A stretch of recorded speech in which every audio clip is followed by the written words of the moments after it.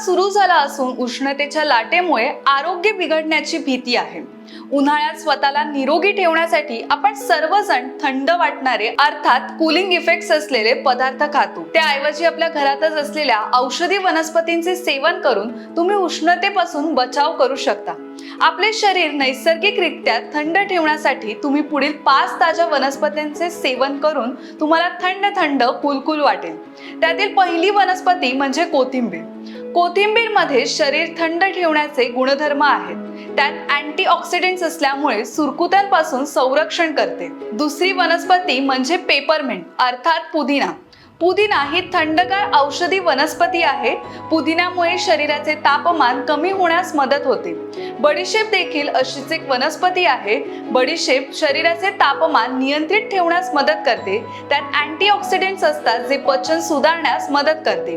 वेलची देखील उन्हाळ्यात आश्चर्यकारक परिणाम देणारी वनस्पती आहे। वेलची शरीरातील उष्णता कमी करण्यास मदत करते, शिवाय पचनास सुद्धा मदत करते। जास्वंदीचे फूल अतिउष्णतेवर प्रभावी मानले जाते, ज्यामुळे शरीराला थंडावा मिळतो। यासोबतच बद्धकोष्ठतेची समस्या दूर होते। उन्हाळ्यात थंड राहण्यासाठी जास्वंदीचा चहा नक्की प्यावा।